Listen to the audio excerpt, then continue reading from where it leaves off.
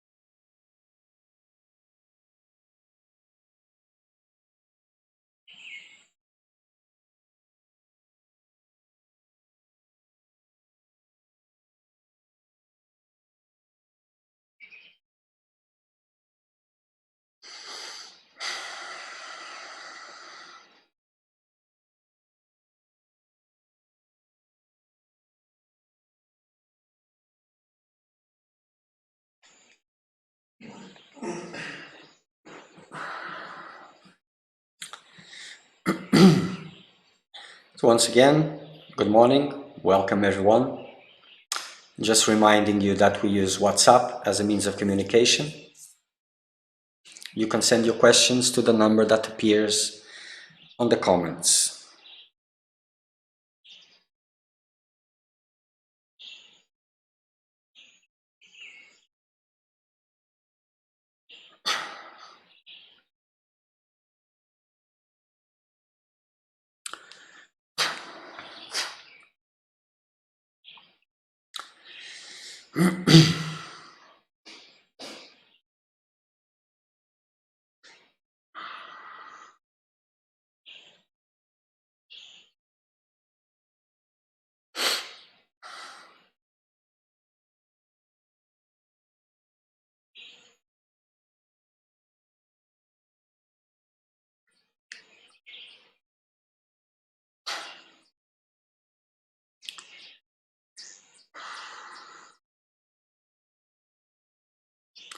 Well, for those who are seeking liberation,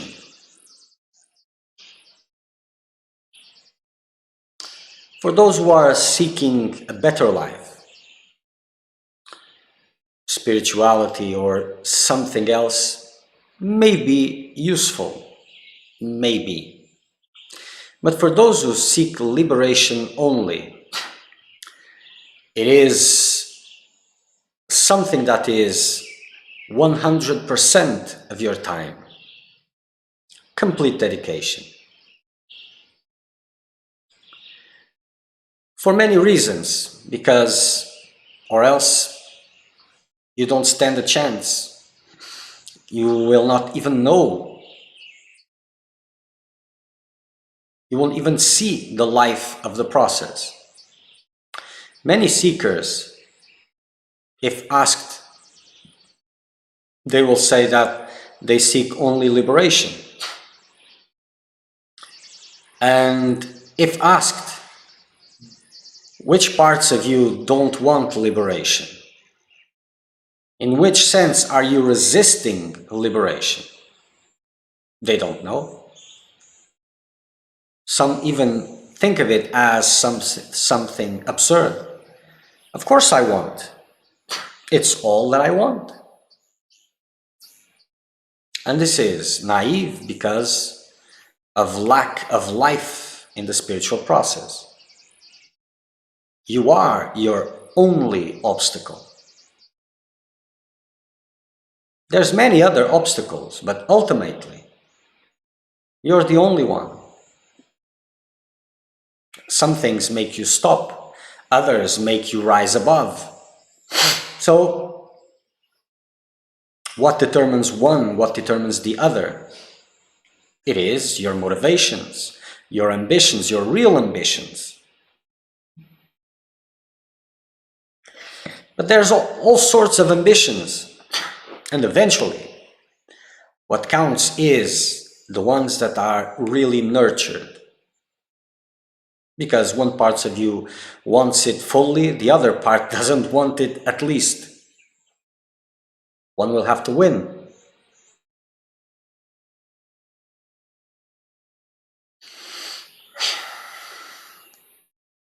And not being aware of where, in what sense, in many senses, you're being an obstacle, or if that, how can we call it, that anti-liberation sentiment, if not present, it means that intensity is not high enough. Because when you intensify enough, it will be visible. Like, imagine that you're drowning in a lake, no resistance, and you say, I want to surrender myself to death. And it can be made, it is possible, yes, but for the majority, instinct kicks in and makes you swim and resist. This instinct kicks in also when intensity in your spiritual practices is high enough. And you will see a part of you just fighting, wanting to go against, back down, to stop all that, and wanting to scream.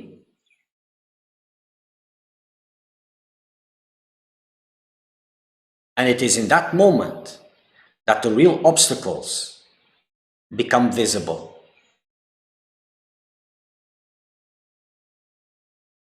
And as you persist, they can be transcended. If you identify, you die, you fall down.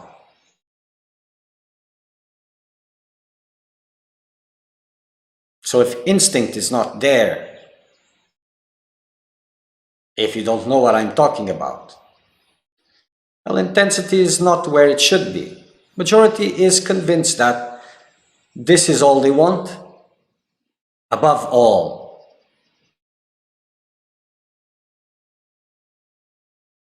They may even know it in theory that they are an obstacle, and they can see it in superficial ways. I'm not doing this, I'm procrastinating that, and blah, blah, blah. But this instinct, this entity rising, defending itself, not visible. And this means that whatever you're consciously doing, you're unconsciously undoing and creating even more obstacles without seeing them. It means that you're deviating from that which is important without seeing it before it comes to your field of vision, let's call it like this, and you're just taking routes that are harmless to that balance of your illusion.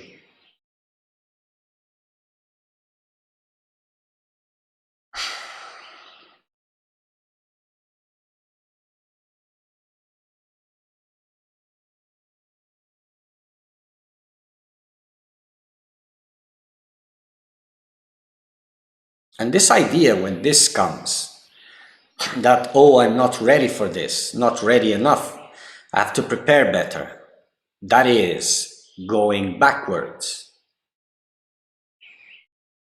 And it has consequences. If it's there, it's time. Whatever you need, it's there.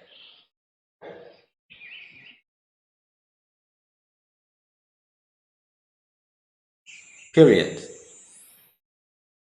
But usually what's done is you back down from there until you reach a comfortable place again,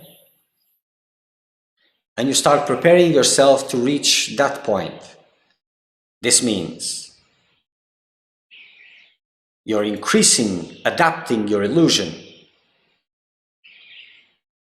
to the circumstance itself instead of what you're living inside, because you can never be prepared for growth, for real growth.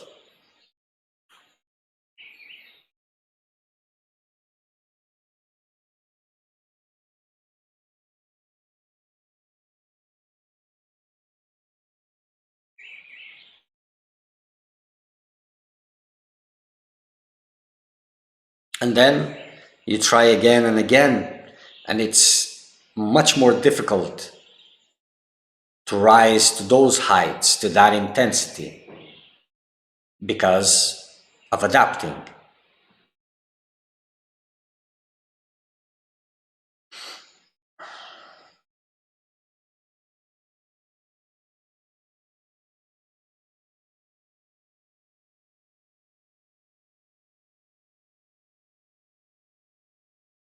And when guidance is there, it makes you leave, or else it's not guidance, but it makes you imagine that you're going at 5 kilometers per hour. It starts pushing you 15, 30, 100, 200, 500. And the more it accelerates, intensifies, pushes you through directions that weren't available yet.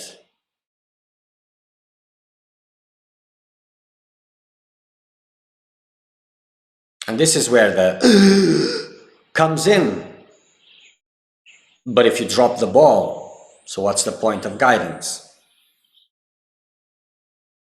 As you're going at your speed, 5 kilometers per hour may seem a lot.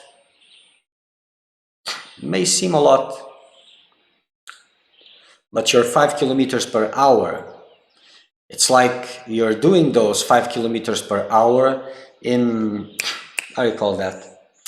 A gymnastic, place for gymnastics, where you walk, but you don't move from the same place, in that electric, I don't know the name of that in English, but I think you get the point. It seems that you're walking, but you're standing in the same place, because your capacity to adapt is by far superior to the speed that you're going. So it doesn't make much of a difference. It may create opportunities only.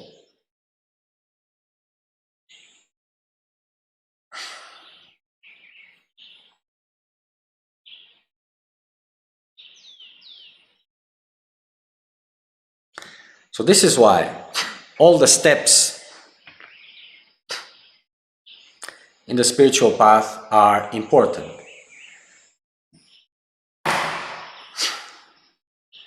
Sometimes there's the question that is asked: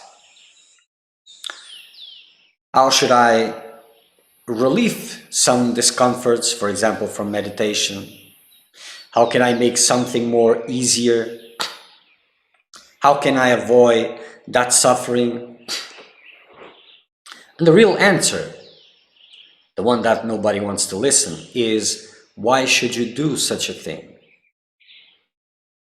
Because those discomforts that come from the early stages,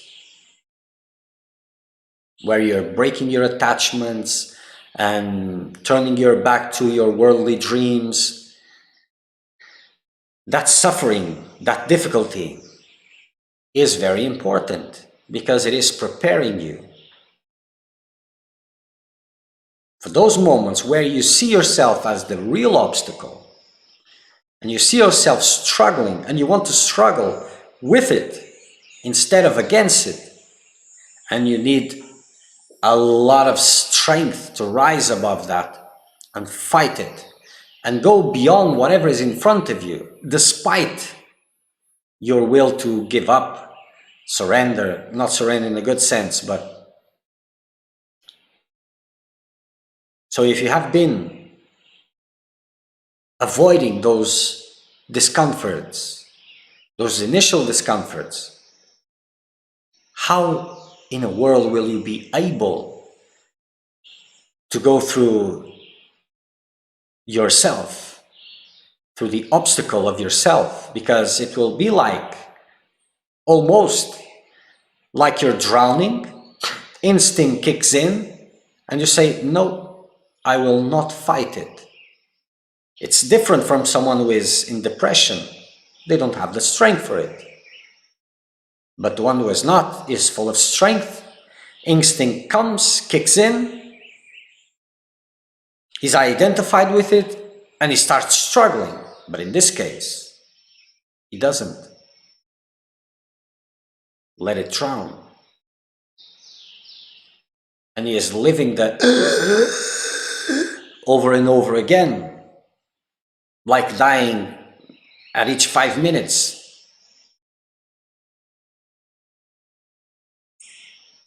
So all discomforts that everybody wants to avoid, and that so many people say, but does it has to be this way? All those discomforts, little ones, big ones, at that moment at least, they are there to prepare you, to make you stronger, so that you can hold on to, continue despite the instinct telling you, fight for your life.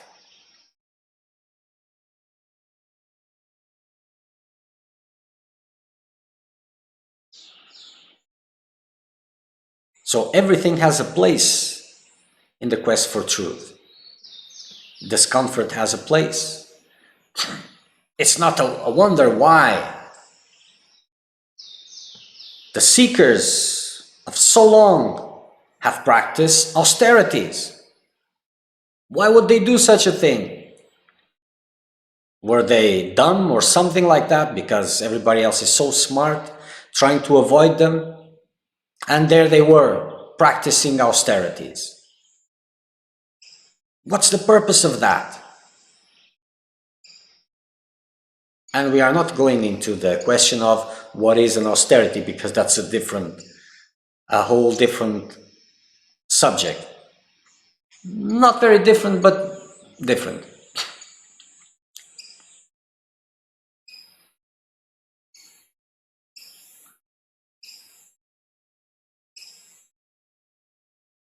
So austerities, they are good for many things. Many things. But that is the most important one. Because when your obstacles are coming from the environment, or at least you think they are, when you can visualize the obstacle outside of yourself, it's so easy because, well, with a Rajasic mind, for example, you'll be prone to fight it. And it will be easy to have this obstacle outside of yourself to fight it. But when you're the obstacle, oh, that is very different. Very different.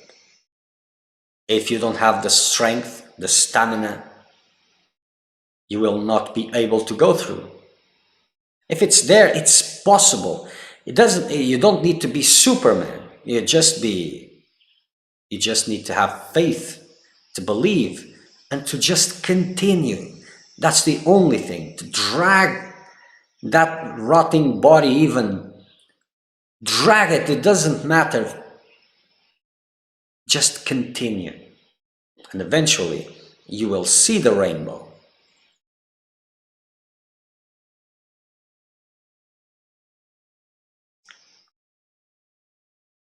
So there is a science behind all teachings, and many need certain specific circumstances to be understood.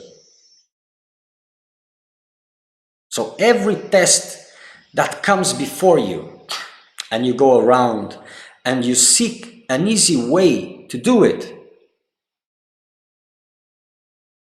you're losing the most important part of it, which is that strength that it could unleash on you, of you.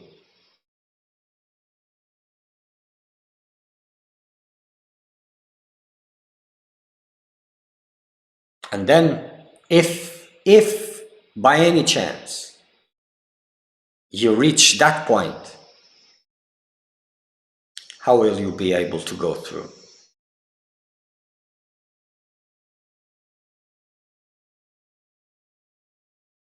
So there's the happy-go seeker that smiles at everything and thinks everything is positive and nice and shiny and all, and it doesn't like thunders.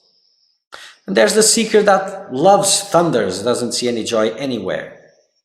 They both have something to give to each other, which is very important. And the capacity to endure is something very, very important.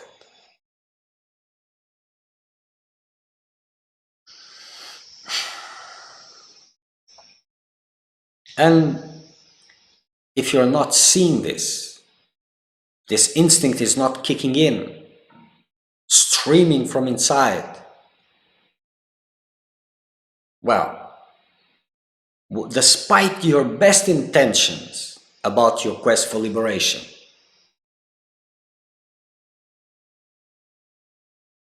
you're doing your level best to deviate from whatever is there that can bring you really something that puts you in the direction of liberation. Despite your best intentions, I will repeat it again, despite your best intentions.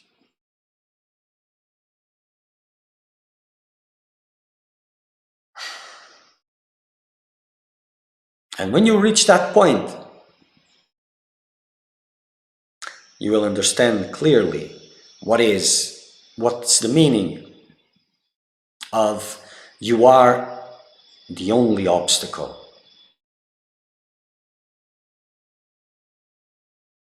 Till there is just an expression that can have just superficial meanings.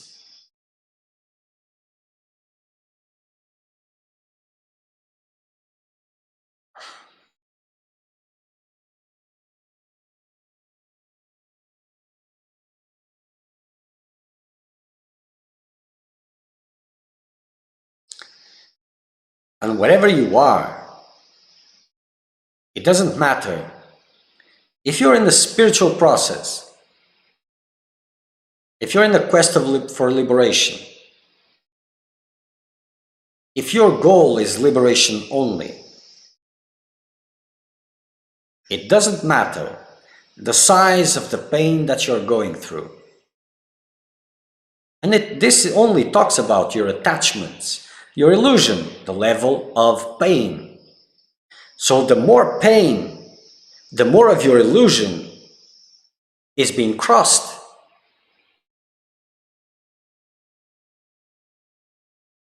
And it doesn't matter the amount of it. If it's there, it's possible. You just have to trust in that and continue. Continue in the right way. If some part of you is saying, oh, this is too intense, the other part that wants it, oh, you think it's too intense, so let me increase it even more. This is how a seeker of truth goes.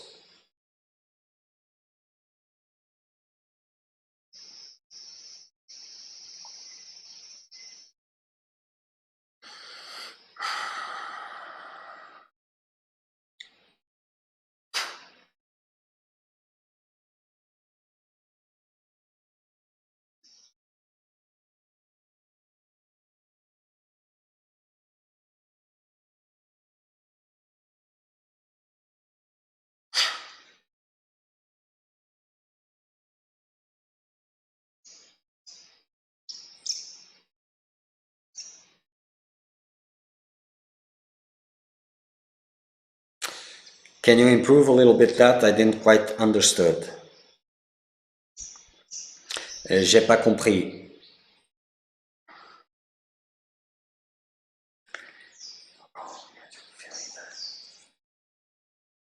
It's probably translation.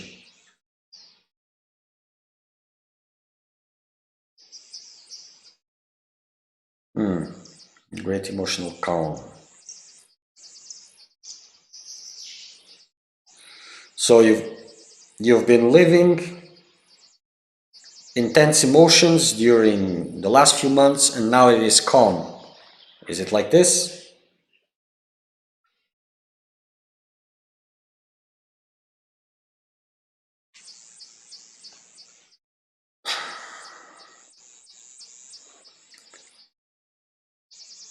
Okay.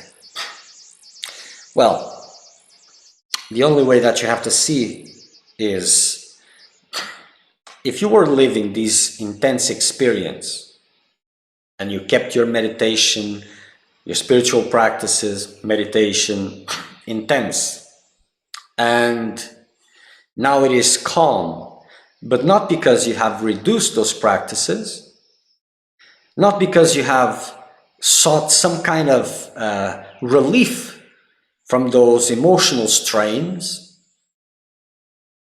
then yes, you're moving forward. And probably this calmness is preparing the next how do you call this? The next storm. Maybe emotional, it may be something else, doesn't matter. Whatever is there has to come out.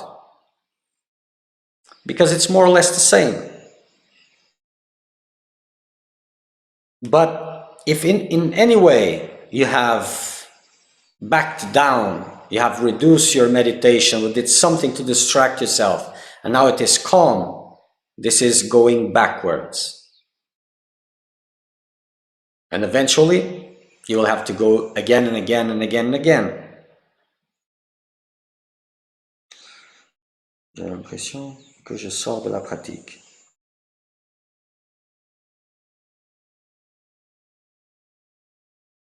Sometimes there's a waiting, but this is what you have to see. Well, if this gives you the impression that you're out of the practice, but you're still in the practice, this shows that there's a combative spirit, that you get the impression that you're more engaged when you're fighting something, like a storm of emotions. But these periods of calmness, if you haven't reduced your practices, if you have reached a superior stage, because it's like this, you go through all these turmoils and then you reach a little bit higher place, you feel that. And sometimes you fall from that again. You can see this, it's a vibration. But if you haven't stopped anything and you have reached this place, then there is some calmness there. And for those who have a more combative spirit, they sometimes get suspicious of it. But you have to stay there some time, because it is preparing to go even deeper than it went before. So that calmness prepares, that stillness prepares for a deeper diving. Then again, turmoil, like the previous one, or even worse. And then calmness again. But if you back down in some way, then you reach that place because, well, the flame has gone, the pressure has gone. So you will have to see which one is yours.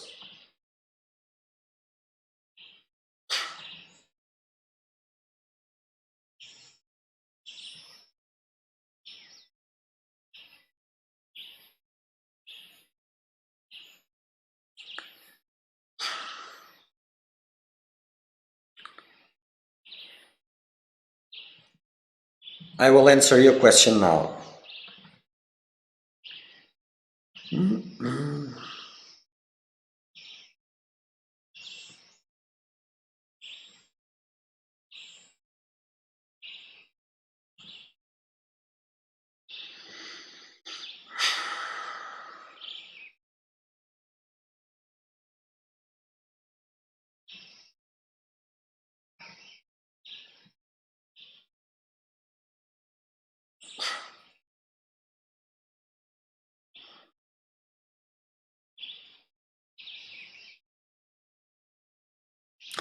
I will not read because It's a lot and it's more personal.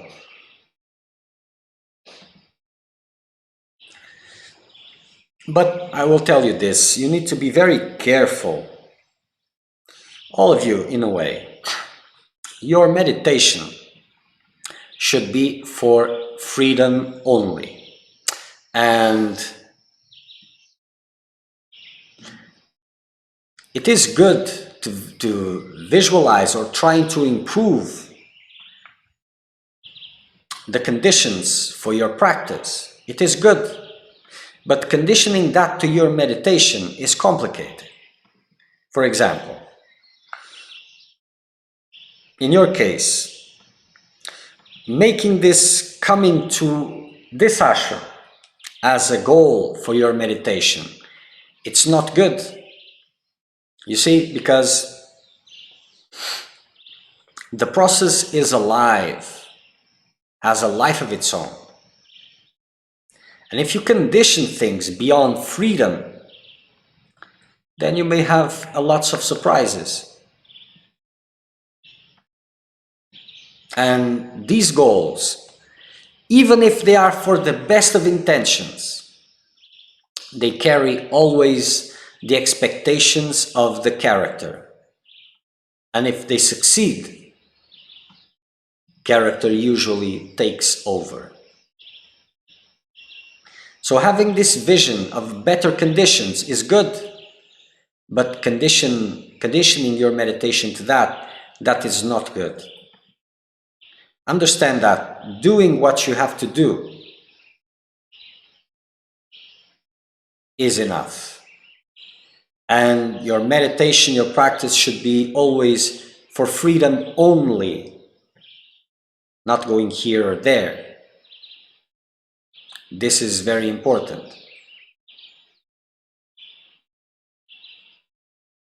And whatever has to happen will happen. And you have to understand that. The same thing. If you have to go to one place, you will go. But if you go in the right way, it will give good fruits. If you go in the wrong way, you will go in the same.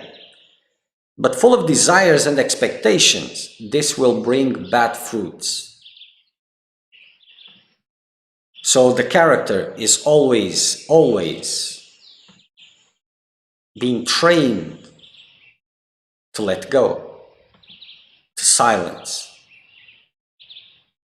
to opening room for guidance. And it is guidance that directs. Character just complies. In this way, your desires will not be an obstacle, and it's more difficult for you to hijack your process of liberation.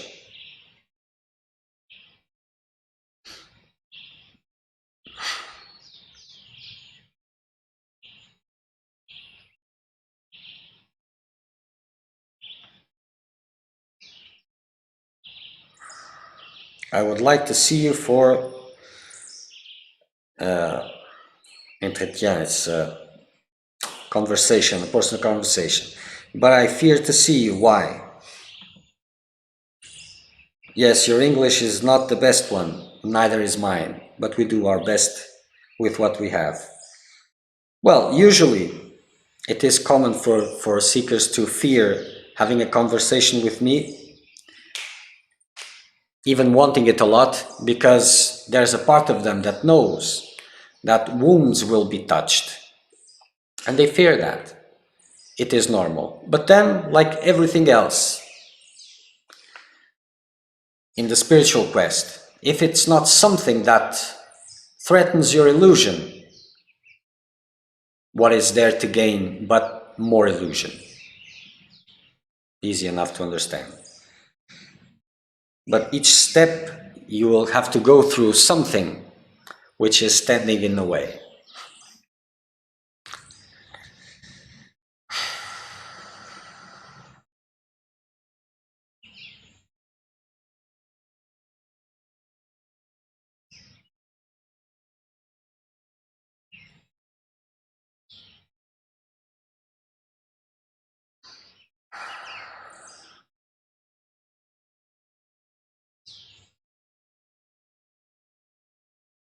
The best circumstances, the best, it's only for the best.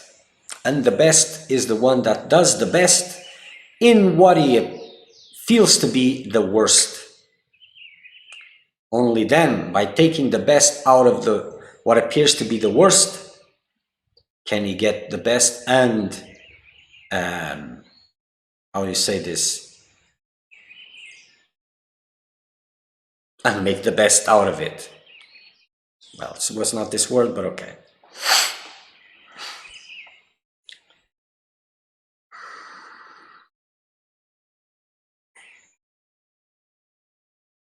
Okay. So for today, it seems that we are over. Next satsang will be Saturday, 9:30 in the morning, Brazilian time, UTC -3.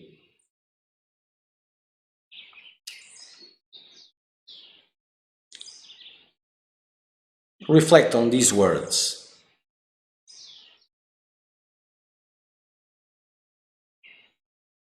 And may you experience life in your process.